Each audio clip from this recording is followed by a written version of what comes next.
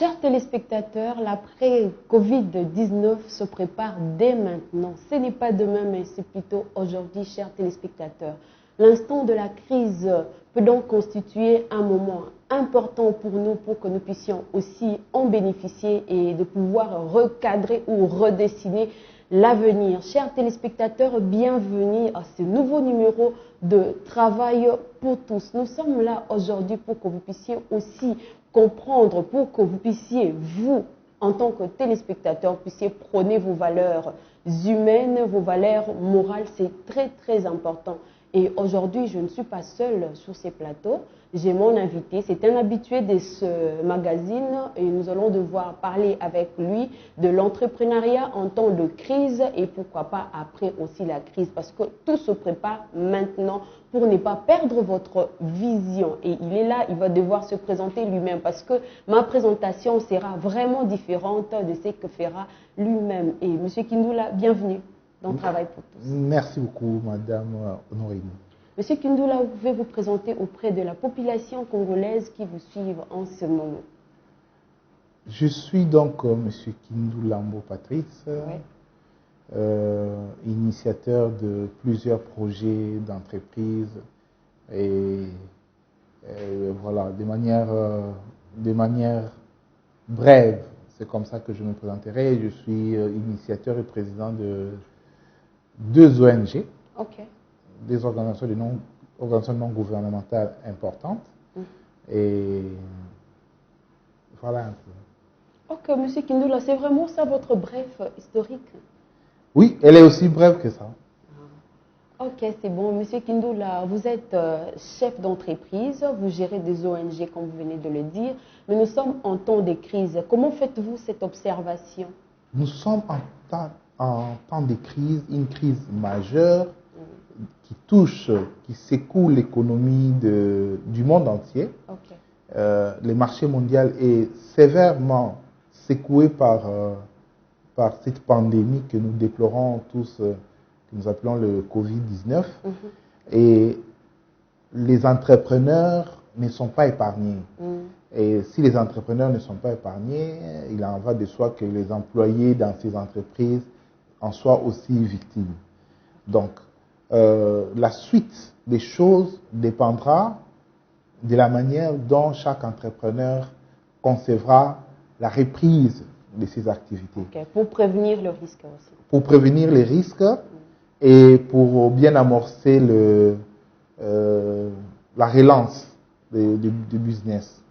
Okay. Et pendant ce temps de crise, M. Kindoula, comment est-ce que vous faites? Parce que on appelle ça le chômage technique. Pendant ce chômage technique, vous donnez aussi cette amabilité de pouvoir payer vos agents. Comment est-ce que vous faites ça? Nous avons organisé les choses dans notre société de manière à ce que nos agents soient payés régulièrement. Okay. Ils ont leur salaire à la fin du mois, comme d'habitude. C'est-à-dire, ils ne dépassent pas les 30 du mois. Le premier, au plus tard, le premier du mois suivant, ils ont leur salaire. C'est vrai qu'on a un peu réduit ou sinon supprimé les primes qui accompagnaient ces salaires. Mais pour ce qui est de leur salaire net, ils ont ça chaque mois. Et aussi, vous êtes formateur, vous êtes entrepreneur. Pour la formation que vous donnez sur l'entrepreneuriat, est-ce que ces genres de formation continuent toujours au sein de votre structure? Non, le centre de préparation et de placement à l'emploi ne continue pas ou ne continue plus les formations pendant cette période de crise. Okay. Nous avons donc résolu de promouvoir beaucoup plus la préservation de santé, de la santé de nos employés. Et nous avons donc demandé à tous les employés de rester à la maison, de suivre les recommandations hygiéniques que le gouvernement a mis en place pour barrer la route à la pandémie. Donc pour le moment, les activités de la société sont suspendues. Okay. Et voilà. Les activités qui sont suspendues, seulement les activités de Kinshasa ou bien de partout? Les activités de Kinshasa sont suspendues, mais les activités dans les autres provinces, nous sommes aussi représentés à Matadi, à la province du Congo central, dans les villes de Matadi et Boma. Et nous avons un bureau dans la ville de Lubumbashi, dans la province de Haut-Katanga. Dans les provinces, nos activités continuent normalement. Aimables téléspectateurs, vous constatez vous-même que les activités dans d'autres provinces se font d'une manière normale et aussi, non, M. Kindoul, en tant que formateur, forme plutôt des entrepreneurs et je voulais suivre l'une de ces formations pour que vous puissiez aussi mettre au parfum de ce qu'il fait comme formateur.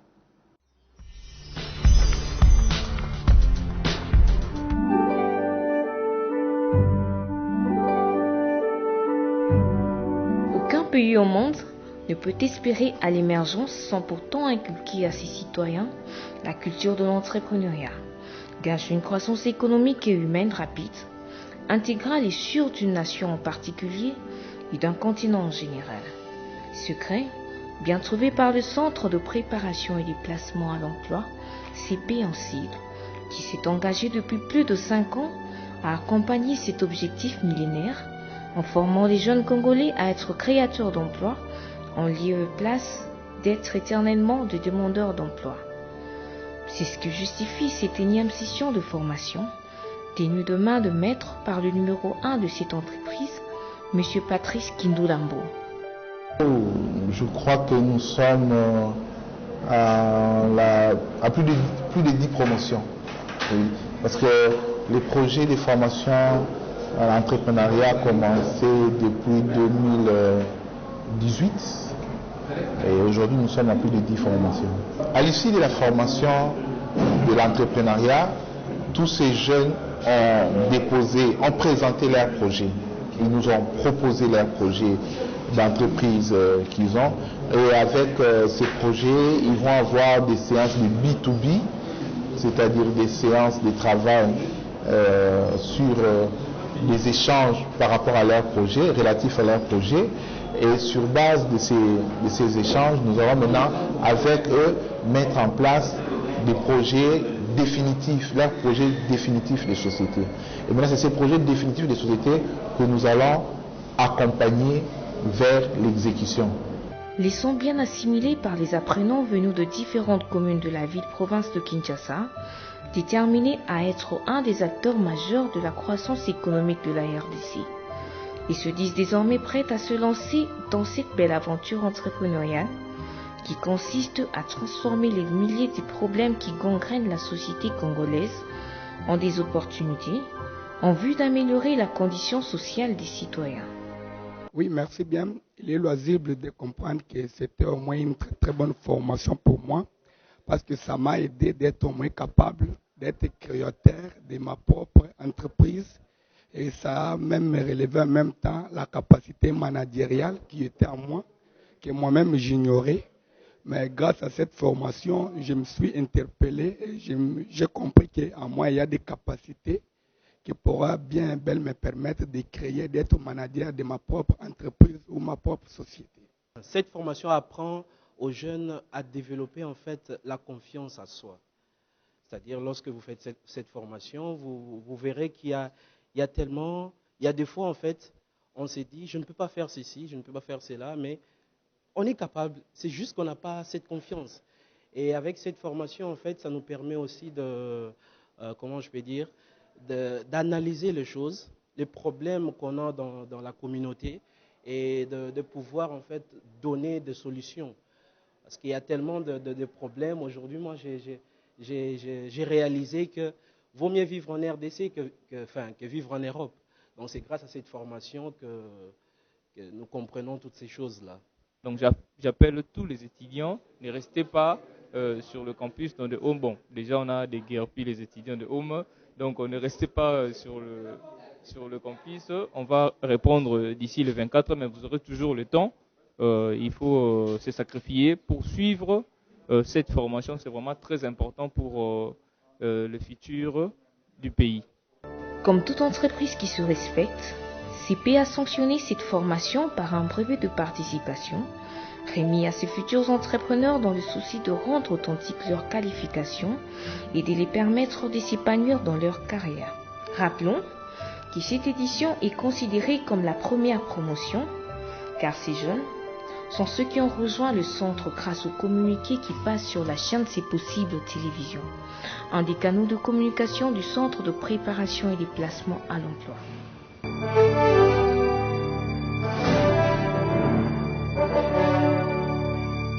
Merci bien. Aujourd'hui, on a fini avec la formation de l'entrepreneuriat qui nous a pris précisément 5 jours.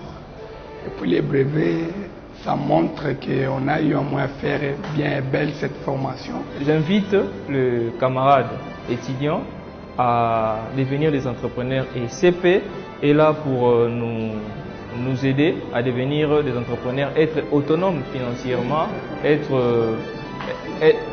le gérant de son temps.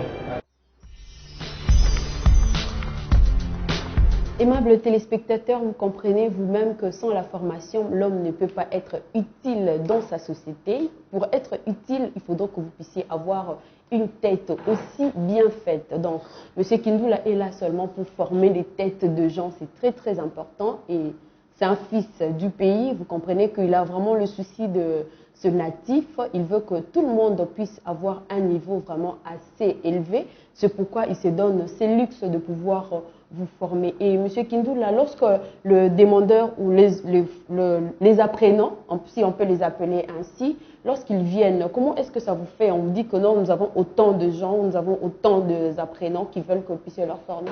Ça a toujours été un réel plaisir pour moi, pour notre société, de dispenser cette formation aux apprenants intéressés à l'obtenir. Vous savez, tout entrepreneur naît avec une sémence. Okay. Toute personne naît avec une sémence d'entrepreneuriat.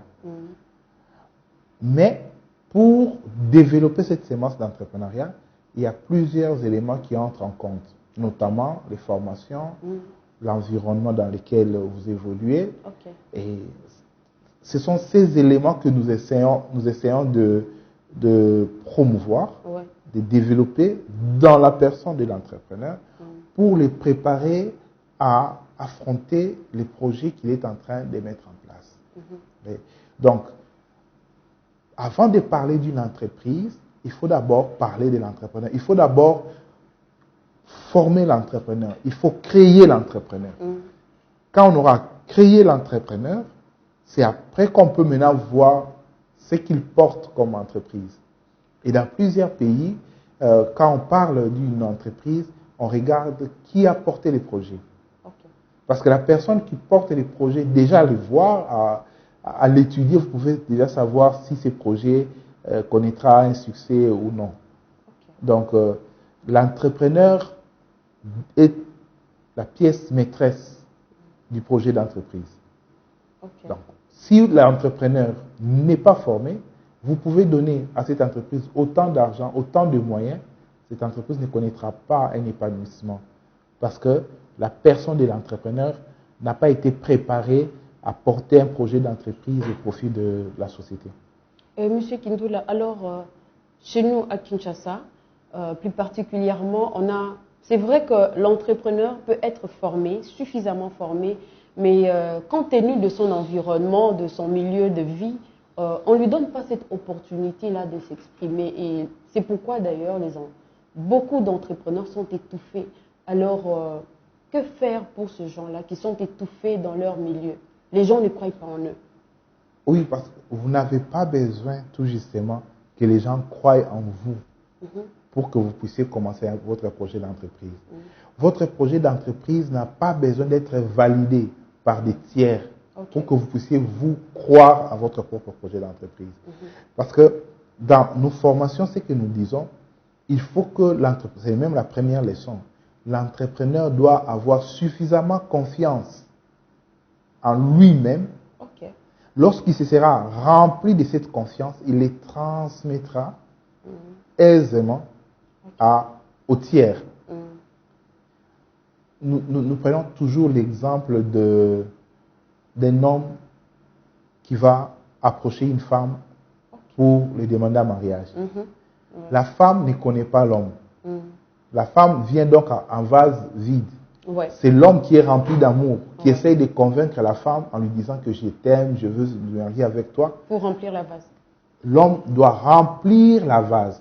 Mais pour que l'homme commence à remplir la vase de la femme, il faudrait que cet amour-là soit suffisamment plein en lui. C'est-à-dire qu'il faut que cet homme soit suffisamment convaincu de l'amour qu'il va porter à cette femme pour commencer à remplir la vase de la femme. Et à un moment donné, vous vous rendrez compte que lorsque la femme sera prête, va accepter l'homme, ça se fera un équilibre. C'est comme ça avec l'entrepreneuriat. Donc, n'attendez pas que les tiers acceptent votre projet. Ne faites pas valider vos projets d'entreprise par votre père, par votre mère. Non, vous devez vous-même mettre en place votre projet d'entreprise. D'abord, vous devez d'abord avoir une idée, bien penser votre idée, c'est-à-dire bien réfléchir sur votre idée, mettre en place un plan de société, un projet d'entreprise, et en être suffisamment convaincu, obtenir toutes les formations nécessaires pour exécuter ce projet-là, et c'est seulement après que vous allez commencer à les présenter. Sinon, vous allez vous retrouver dans une situation où, aujourd'hui, vous avez un bon projet pour la vente du maïs, par exemple. Votre tante vient vous dire, ah, mais tu ne sais pas, les maïs, ça ne marche pas. Moi, je fais les makayabu, les poissons salés. Les poissons salés, ça marche mieux. Vous allez laisser les maïs, vous irez aux poissons salés. Et quelques jours après, c'est votre oncle qui viendra vous dire, non, les poissons salés ne marchent pas, moi, je fais les pains. Vous allez sillonner tous les business sans être stable. Vous aurez l'impression d'être un entrepreneur sans l'être. Parce que parmi les caractéristiques d'un bon entrepreneur, il y a aussi la constance dans un business. Ce n'est pas en faisant tous les business que vous êtes en train de réussir. Non, c'est en restant dans une certaine constance que vous connaîtrez les dessous des cartes de ces business et vous allez le maîtriser et vous allez mieux vous épanouir. Voilà. Et qu'est-ce qu'il fait asseoir les caractéristiques d'un entrepreneur? Ce qui fait asseoir les caractéristiques d'un entrepreneur, il y a d'abord, le premier élément, la confiance. La confiance, c'est un peu ce que la Bible appelle la foi. La Bible dit, la foi est une ferme assurance des choses qu'on espère et une démonstration de celles qu'on ne voit pas. Donc, un entrepreneur, c'est quelqu'un qui a une ferme assurance dans son projet d'entreprise et qui se démontre ses projets d'entreprise sans que les voisins le voient. C'est-à-dire, un entrepreneur rêve au-delà du début d'entreprise que nous voyons. Quand vous voyez quelqu'un vendre, par exemple, les unités au coin, vous les voyez en train de vendre les unités au coin, vous venez acheter les unités de 2000 francs, 5000 francs. Mais lui, il doit être en train de se voir déjà dans une grande boutique, dans un grand shop où il est propriétaire. Il doit se projeter, au fait. Un entrepreneur, c'est quelqu'un qui sait se projeter, qui sait vivre dans l'avenir sans y être. C'est lorsque tu vis dans l'avenir sans y être que tu appelleras cet avenir-là. Parce que l'avenir, le futur, on ne le fuit pas. Le futur est au devant de nous.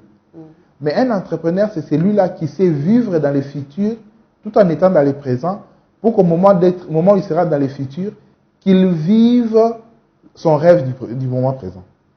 Vous comprenez? Oui, je comprends. Voilà. Et maintenant, M. Kindoula, pour vivre ce rêve-là maintenant, en ce temps de confinement, il est difficile parce que nous avons des élèves aussi. Les élèves aussi ont des projets, ils ont des idées, mais qu'est-ce qu'ils doivent faire? Comment est-ce qu'ils doivent faire pour qu'eux aussi puissent bénéficier de ce temps de confinement? Parce que ça ne peut pas leur passer comme ça. Nous sommes à un moment très très important du tournant de l'histoire de l'humanité, du tournant de l'histoire même de notre pays. Les confinements, comme nous l'appelons, c'est une période où les entrepreneurs, tous les citoyens du monde sont obligés de rester en isolement. Et quand vous êtes en isolement, c'est les moments précieux où vous pouvez développer des concepts auxquels certaines personnes ne pensent pas. En isolement, toujours à la maison. En isolement.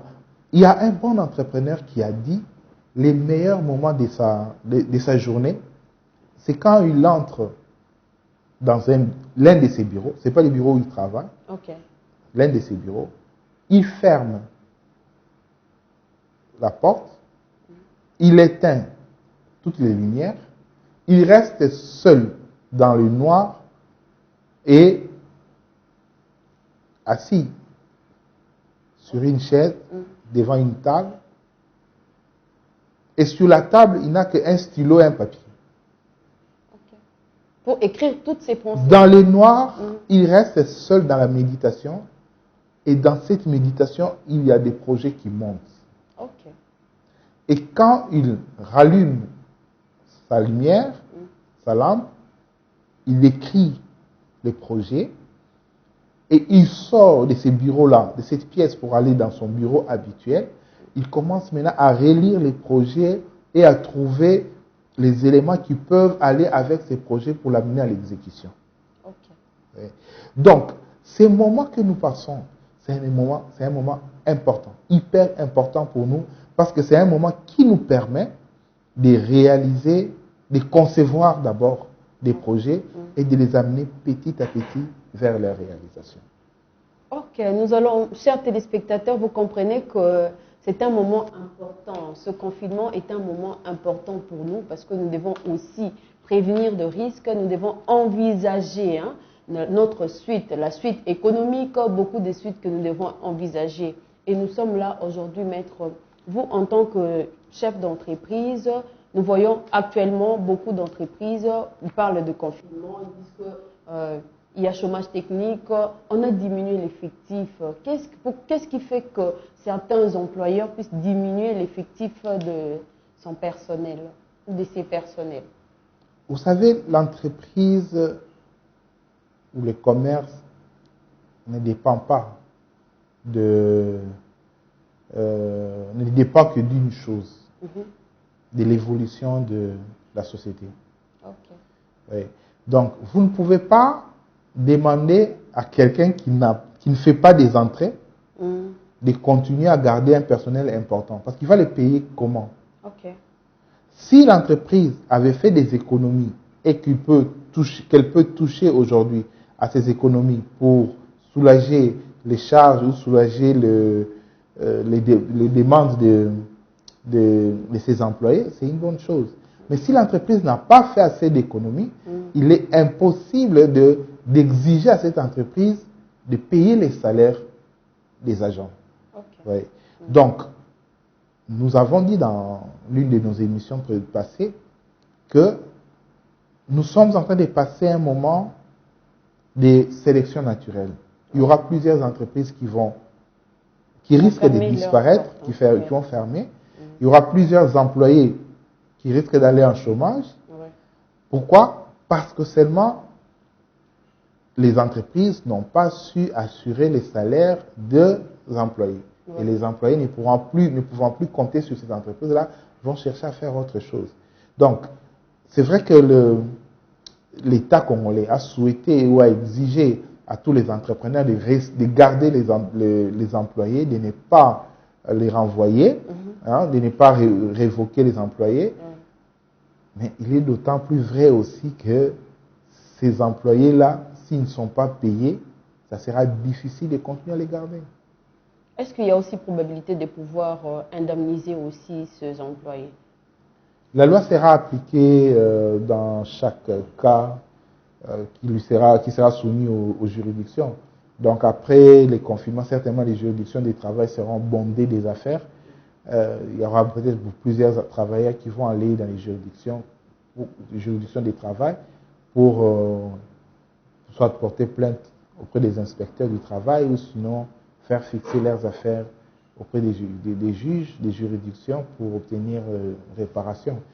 Mais il faudrait toujours avoir un sentiment de conciliation parce que les conditions dans lesquelles un employeur vous a recruté, vous a engagé, comptent beaucoup.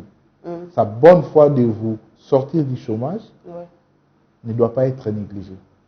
Beaucoup de salariés, M. Kindoula, ont peur. D'ailleurs, il y a de ceux-là qui m'ont posé des questions de savoir Madame Honorine, nous ne sommes pas en train de travailler d'une manière légale. On ne sait pas, nous serons récompensés ou pas à la fin du mois. Donc, c'est un peu leur préoccupation actuelle. Parce qu'ils savent que des fois, ils travaillent une fois par semaine ou 2 fois le mois. Ils se plaignent en disant qu'ils ne seront pas payés. Est-ce que ces gens-là aussi peuvent être payés qui travaillent 1 ou 2 fois le mois? Non, ils doivent en principe être payés. Okay. En principe, ils doivent être payés. Mais comme je l'ai dit, c'est en fonction des revenus à disposition de l'entreprise. Si l'entreprise n'a pas de revenus à sa disposition, l'entrepreneur ne pourra pas les créer. Okay. Ne pourra pas créer. Quand il est dans le vide, comme on dit à l'impossible, nul n'est tenu. Ouais. Donc, chers téléspectateurs, vous comprenez que nous sommes toujours en train de parler de Covid-19, de la crise. Nous parlons de l'entrepreneuriat en temps de crise et après aussi la crise. Vous comprenez que les choses sont très très difficiles pour faire des analyses. C'est vraiment difficile à cerner pour les salariés, pour les employeurs et tout. Tout ça là, vous comprenez. Et nous sommes là avec M. Kindou Lambo Patrice qui est aussi entrepreneur de taille. Et M. Kindou là, nous parlons de la crise. Maintenant, après la crise, à quoi ressemblera les entreprises? Les entreprises ressembleront à ce que voudront être, ce que voudront que ces entreprises-là ressemblent, ce que voudront les propriétaires, les entrepreneurs. L'entreprise n'est qu'une représentation, n'est qu'un reflet de la volonté de son entrepreneur. Les entrepreneurs qui vont se dire qu'ils vont laisser tomber, ils vont baisser les bras, les entreprises vont disparaître. Mais les entrepreneurs qui vont tenir bon, qui vont pousser les choses vers l'avant, ils vont réussir. Et qu'est-ce que les salariés doivent faire maintenant en ces temps où tout va mal? Les salariés, ils vont devoir attendre que tout aille mieux pour qu'ils reprennent le travail. Voilà pourquoi nous avons toujours soutenu que les gens développent plus les sentiments, l'envie d'aller de l'entrepreneuriat que de l'emploi. Pourquoi?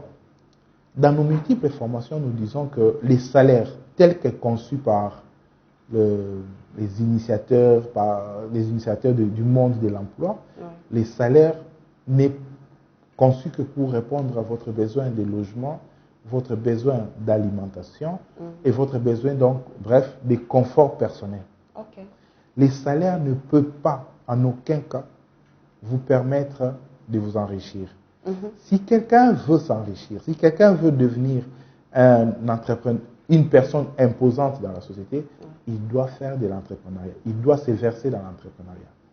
C'est dans l'entrepreneuriat où il y a une certaine indépendance, où il y a une certaine autonomie qui peut vous permettre de faire de réserves suffisantes pour votre indépendance.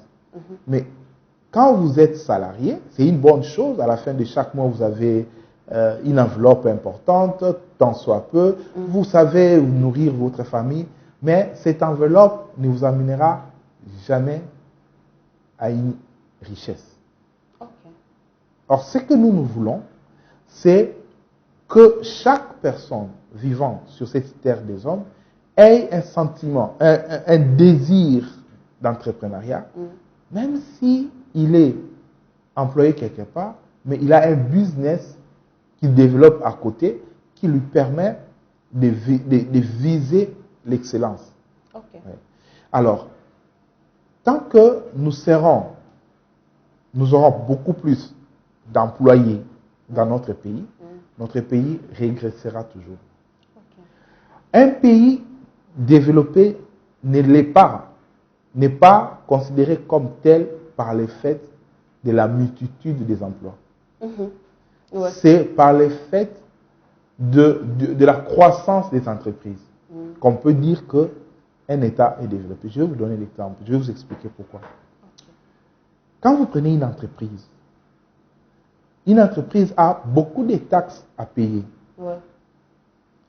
Les impôts, les différents impôts, c'est au profit du trésor public. Donc, une entreprise qui est créée, c'est une source de financement ou une source de collecte. Pour l'État. Oui, pour l'État. Mais un emploi qui est créé, ce n'est qu'un seul impôt. Impôt sur les revenus professionnels. Donc, si moi j'ai créé un emploi, à la fin du mois, je vais payer à l'État un impôt. Mais si la personne que je souhaite recruter crée une entreprise, il a au moins 2 taxes, 2 impôts à payer à l'État. Donc, l'État a plus de sources de revenus que les emplois. Ouais. C'est vrai que pour l'exécution des projets, d'entreprise, on a besoin des employés. Mais nous devons encourager la population à aller vers l'entrepreneuriat. Les combles dans cette affaire, c'est que nos études, nos formations académiques ne nous préparent pas à l'entrepreneuriat. Ouais. Les formations académiques classiques, je parle des formations classiques, préparent les finalistes, préparent les étudiants à la recherche d'emploi. Oui. Donc, les systèmes éducatifs congolais, n'allons pas loin, restons d'abord au Congo, les systèmes éducatifs congolais, c'est un système qui combat l'entrepreneuriat. Ouais. Et tant qu'on n'aura pas changé, ou tant qu'on n'aura pas amélioré notre système éducatif, nous aurons toujours des problèmes dans notre société. Il n'y aura toujours pas d'entrepreneurs, beaucoup d'entrepreneurs.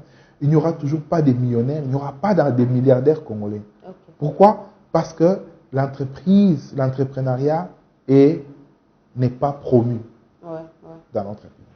Monsieur Kindoula, vous venez de dire quelque chose d'important là en disant que les systèmes éducatifs congolais combattent l'entrepreneuriat. Mais nous comprenons que juste après les études universitaires, nous voyons tous les étudiants ou tous ce finalistes-là veulent toujours aller dans des fonctions publiques que de pouvoir créer leurs propres entreprises. Qu'est-ce qui fait cela? C'est cet esprit de facilité. Ok. Oui. Les gens se disent qu'obtenir un numéro matricule à la fonction publique, c'est plus facile. Dès que vous terminez les études, vous allez faire la queue à la fonction publique, vous aurez un numéro matricule et puis vous devenez fonctionnaire de l'État. Et même dans la quête de l'emploi, les Congolais trouvent qu'il est mieux d'aller chercher l'emploi à la fonction publique que de fournir un effort de pouvoir créer. de pouvoir trouver un emploi dans les secteurs privés. Ok, il a peur d'être Il a peur d'affronter les privés parce que les privés est exigeant, les privés a beaucoup de critères qu'il faut remplir. Alors qu'à la fonction publique, il n'y a pas assez de critères. Souvent, il n'y a pas assez de critères à remplir. Donc, les Congolais, les étudiants congolais aiment la facilité. Ce que nous voulons, c'est qu'à partir de la formation académique, pendant qu'ils sont encore en formation académique, que l'État congolais mette en place des modules qui vont susciter dans les chefs des étudiants l'envie de se lancer dans l'entrepreneuriat. Et par après, mettre en place des infrastructures et les conditions favorables à l'épanouissement des entreprises qui seront créées par les jeunes étudiants. Oui, chers téléspectateurs, vous comprenez que vous jeunes, nous devons plus nous focaliser sur l'entrepreneuriat parce que c'est ce qui fera de nous des millionnaires. Nous ne pouvons pas seulement, vous savez que les papas, les anciens papas nous parlaient juste à leurs enfants, leur disaient de rester plus, d'aller à l'école pour étudier et non d'aller à l'école pour qu'un jour que cet enfant-là puisse créer sa propre entreprise. Donc c'est très important, nous devons savoir définir l'actif et les passifs. C'est ce qui feront de nous des grands entrepreneurs ou des millionnaires, pourquoi pas des milliardaires. Même les pasteurs aussi comprennent qu'ils doivent entreprendre parce que c'est très important. Nous sommes à l'église, nous voyons toujours des frères venir du jour au lendemain en train de prier. Prier, c'est bien. Chercher de l'argent, c'est mieux aussi. Parce que lorsque vous priez trop, vous n'avez pas de dîmes, vous n'avez pas d'offrande. Vous allez voir qu'à un moment donné, vous-même, vous serez une charge, voire même pour votre berger. Donc, vous devrez vraiment entreprendre, même à l'église, parce que le Christ lui-même est un meilleur entrepreneur. Dieu lui-même, il a créé le monde. Et pourquoi pas nous? Donc, nous devons vraiment créer. C'est très, très important. Et actuellement, chers téléspectateurs, nous voulons vous parler de l'entrepreneuriat en temps de crise. Monsieur Kindoula, comment se passe l'entrepreneuriat en temps de crise? Vous savez, pendant la Première Guerre mondiale et la Deuxième Guerre mondiale, c'était des moments où l'histoire de l'humanité a connu des troubles, des troubles importants.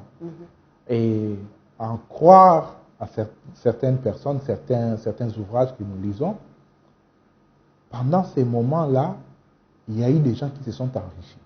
Ouais. Il y a eu des entreprises qui ont été créées. Nous connaissons aujourd'hui la pandémie avec le virus de Covid-19. Pendant ces moments, il y a des gens qui s'enrichissent. Ils peuvent s'enrichir comment, M. Kindoula? Oui, en fait, l'homme, tel que Dieu l'a créé, tel que Dieu nous a créé, Dieu a mis en nous la capacité de nous adapter aux circonstances. Mais cette capacité de nous adapter aux circonstances, c'est l'homme qui les développe. Aujourd'hui, nous tous, nous savions que, bon, vous avez besoin de quelque chose à acheter, vous allez à l'alimentation, calmement, vous achetez. Ouais. Mais avec le Covid-19, il y a des gens qui ont développé des entreprises de livraison à domicile. Les livraisons à domicile, ce ne sont pas les alimentations, ce ne sont pas toutes les alimentations qui les font. Il y a des privés qui offrent ces services-là aux alimentations, qui permettent aux gens d'être servis en étant chez eux. Donc, la période de la pandémie n'est pas une raison en soi pour dire que nous sommes appelés à mourir pauvres. Mais des gens crient que nous allons mourir ici, chez nous. Ce n'est pas une raison pour dire que toutes les entreprises vont disparaître. Seules disparaîtront les entreprises dont les entrepreneurs les voudront. Je peux vous assurer. Pour les entreprises dont les entrepreneurs, dont les propriétaires auront un élan, cette capacité de s'adapter, ils doivent déjà être en train de mettre en place des mécanismes pour s'adapter. Oui. Donc, ce n'est pas parce qu'il y a une crise, qu'on est à un temps de crise, que vous êtes appelés à disparaître. Non. Les temps de crise, c'est aussi des moments de pression personnelle qui permet à l'homme de trouver des solutions inédites. Des solutions qui n'existaient pas. Donc voilà pourquoi nous voulons dire à tous les téléspectateurs, à tous les entrepreneurs qui peuvent en train de nous suivre, la pandémie n'est pas une raison de dire que mon entreprise va fermer à cause de la pandémie. Non. Vous pouvez vous adapter aux circonstances. Vous pouvez mettre en place des nouveaux concepts qui vous permettront de vous développer. Je vous donne un exemple. Aujourd'hui, avec la pandémie, nous avons tous compris que les avocats sont à la maison, les juges sont à la maison, les administratifs, je voulais donc dire de manière brève, sont tous à la maison. Mais il y a des secteurs qui continuent à travailler comme si de rien n'était. Les agriculteurs, par exemple. Donc, il y a des secteurs de la vie qui ne connaissent pas de crise. Ou s'ils connaissent des crises, ils sortent de cette crise-là le plus vite possible. Parce qu'on a besoin d'eux. Si les boutiques d'habillement ne vont plus vendre, mais les alimentations vont vendre. Parce que les gens doivent manger. Si les gens peuvent accepter de garder les mêmes habits, de ne pas se vêtir, mais ils n'accepteront pas, ils ne pourront pas expliquer à leur estomac de ne pas manger. Donc, il y a des secteurs de la vie sociale qui ne connaissent pas les crises. C'est vers ces secteurs-là que notre pays doit se concentrer. C'est sur ces secteurs-là. C'est-à-dire quoi? Une fois que nous aurons développé notre agriculture, nous allons connaître ce qu'on appelle l'autosuffisance alimentaire. Avec l'autosuffisance alimentaire, nous pouvons avoir les frontières fermées pendant autant de mois, nous n'aurons pas assez d'impact parce que nous ne manquerons pas à manger.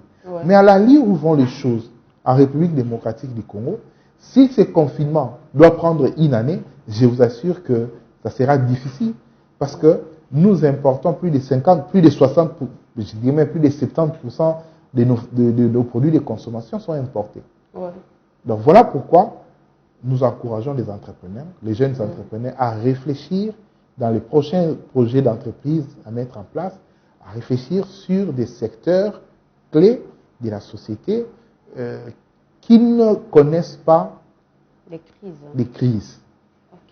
C'est très important, chers téléspectateurs. Vous devez peut-être revoir un tout petit peu des secteurs qui ne connaissent pas les crises pour vous focaliser aussi là-bas. Monsieur Kindula, vous avez parlé tout à l'heure du secteur agricole. Ici, à Kinshasa, hein, plus particulièrement, le jeune n'apprécie pas ce secteur. Pourquoi est-ce qu'il n'apprécie pas ce secteur? Comme nous avons dit tantôt, les jeunes Congolais aiment la facilité. Et l'agriculture, c'est un domaine laborieux où il faut cultiver la terre, être patient, attendre que ça pousse, ça croisse et récolter après, conditionner et vendre. Ces processus-là, les jeunes n'aiment pas ça. Mais ce que nous vivons aujourd'hui nous pousse à comprendre que nous devons amener la jeunesse à développer cette envie, cette volonté de se lancer dans l'agriculture. Mais il y a aussi une manière de le faire parce que ce n'est pas en mettant en place, en développant des discours, des théories sur l'agriculture que les gens vont aimer l'agriculture. Non. C'est en mettant en place des politiques d'attraction sur un secteur donné que vous pouvez facilement attirer les gens vers ce secteur. Et ça, c'est la charge du gouvernement. Les gouvernements devraient mettre en place des structures, des infrastructures qui allaient encourager les jeunes à se lancer dans l'agriculture. Mais puisque le gouvernement n'y a pas encore pensé, nous, de notre côté, nous avons pensé mettre en place un projet, tout un projet sur l'agriculture. Dès que nous allons reprendre les activités, nous allons mettre en place ces programmes que nous appelons le programme de relance de l'agriculture avec le concept ferme clé à main. Ferme clé à main. Ferme d'élevage, d'agriculture. Clé à main. Cela veut dire quoi? C'est tout simplement pour encourager toutes ces personnes qui donnent des raisons. Moi, j'ai l'argent, mais je ne sais pas aller faire l'agriculture parce que je n'ai pas le temps, je travaille. Tu vas rester dans ton confort du centre-ville. Vous allez souscrire au projet auprès de BRDC Agricole, coopérative agricole BRDC. Et la coopérative agricole BRDC va mettre à votre disposition l'étendue des terres que vous allez solliciter.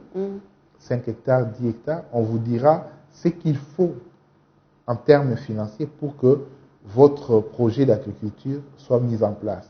Vous allez financer ces projets et vous allez venir régulièrement visiter votre ferme et après, vous allez prendre les récoltes, vous reviennent. Ils peuvent aussi engager des gens pour travailler. Non, c'est la coopérative qui va tout prendre en charge. Vous donnez la terre, engagez les gens qui vont travailler sur cette terre et vous venez seulement visiter, voir comment les travaux sont en train d'évoluer. Donc, ça sera un projet agricole, ferme clé à main. Ça sera agricole, ça sera élevage pour permettre aux gens de commencer à s'intéresser petit à petit. Pourquoi? Parce que les gens se disent, moi je ne veux pas aller rester dans la forêt pendant une demi-journée ou une journée ou 2 jours. Donc, nous allons créer des emplois au niveau des villages agricoles et petit à petit amener les gens à retourner vers la terre. Et après une année de ferme agricole clé à main, ces personnes-là vont avoir l'envie, on va développer l'envie d'aller eux-mêmes surveiller leur ferme. Et après, ça sera parti. La province du Haut-Katanga l'a fait. La province du Haut-Katanga a créé ce qu'on appelle des villages agricoles. Ça évolue bien. Et ça évolue très bien. La province octroie à toute personne intéressée un minimum de 2 hectares. Monsieur Kindula, ne pensez-vous pas que là-bas ça évolue parce que c'est un village? Non. Quand je parle de province de Haut-Katanga, je parle de la ville de Lubumbashi. Ok. Donc, dans les environs de la ville de Lubumbashi, le gouverneur Jacques Kiaboula, que je salue en passant, a mis en place ces projets et ça a permis à la province de Haut-Katanga aujourd'hui de rééquilibrer leurs besoins en maïs. Ok. Oui. Donc, ils sont en train de produire suffisamment de maïs pour mettre fin à la dépendance qu'ils avaient vers la Zambie, du côté de la Zambie, parce qu'ils devaient toujours acheter le maïs du côté de la Zambie. Okay. Alors, nous pouvons arriver à le faire dans chaque province. Nous avons la commune de Maluku.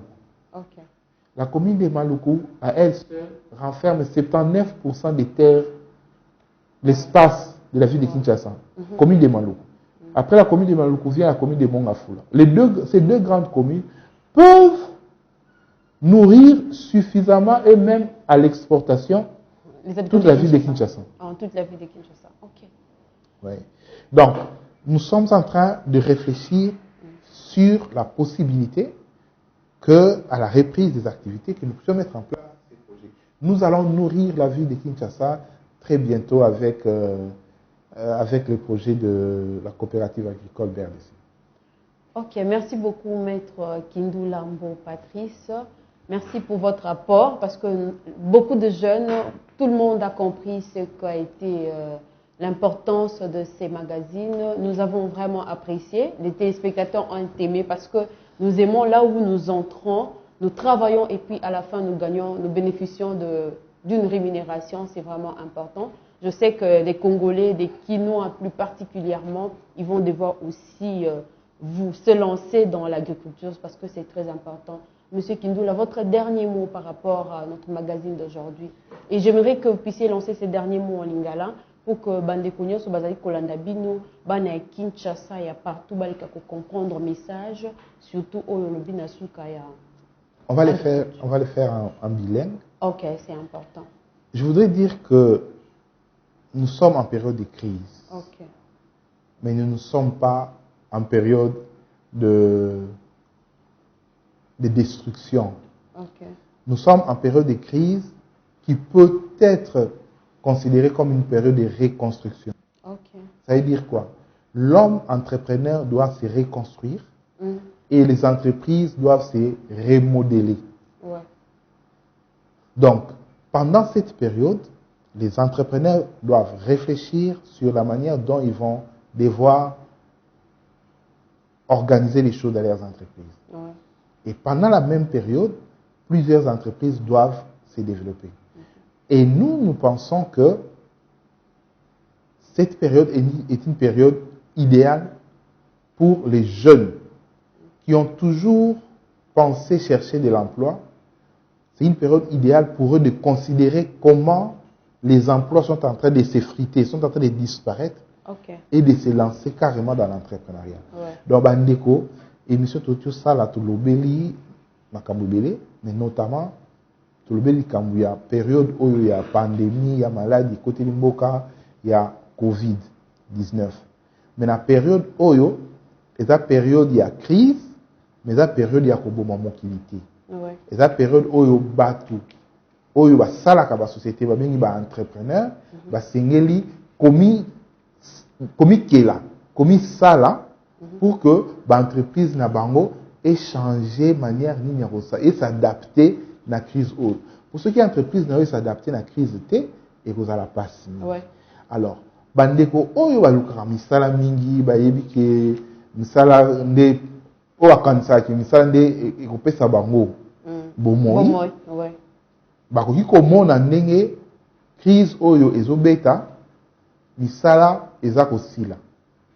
Alors au lieu okende koluka kaka musala esengeli na biso tosala entrepreneuriat, tokota na entrepreneuriat, to créer ba entreprise na biso pour permettre biso moko totelemisa kita ya mboka na biso parce que mboka na biso eza mboka oyo ezotelema mais ekotelema kaka soki biso moko tolingi. Ok, merci beaucoup monsieur Kindoula.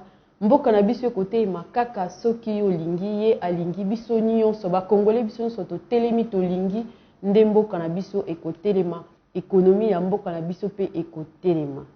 Chers téléspectateurs, cette pandémie doit être une opportunité pour repenser l'ordre de nos priorités et de transformer notre très cher beau pays qui est la République démocratique du Congo. Vous avez compris qu'on a été là avec M. Kindu Lambo Patrice et nous avons parlé de tout ce que vous avez entendu. Ça a été un très bon moment et vous me voyez aussi très bien habillée en robe. Cette belle robe est l'œuvre de Madame Claudine Matadi. Là, c'est ma maison de tous les jours, la maison Congo Mode Rock Story. Vous voulez avoir une telle robe, une très belle robe pareille, vous pouvez aller seulement vers l'espace Les Podiums, vers Delvaux, à l'arrêt Baoumbu. Baoumbu, avant d'arriver à Baoumbu, vous allez voir l'arrêt qu'on appelle Météo, c'est entre Météo et Baoumbu. Madame Claudine Congo Mode est là pour vous accueillir et elle est là. Et en face de Madame Claudine, juste sous le même bâtiment, vous allez voir aussi qu'il y a le salon d'Orleil. Donc, il y a aussi Bénédicte Ndaya qui est là pour vous accueillir, pour vous faire cette belle coiffure. Elle est là pour ça, chers téléspectateurs. Allez déjà vous en procurer de cette belle robe, de beaux tenues. Donc, allez déjà là-bas, vous ne serez pas déçus. Chers téléspectateurs, ça a été un réel plaisir pour moi de me tenir devant vous pour devoir animer ce magazine. Je remercie l'équipe technique, je remercie Aristote Diasilo, Ribéry Diasman, M. Samuelson, Maïkila Maïs Congo. Je remercie toutes les personnes qui m'apprécient de près ou de loin et je remercie notre directeur général, M. Frimance Koubarika. On se retrouve très prochainement.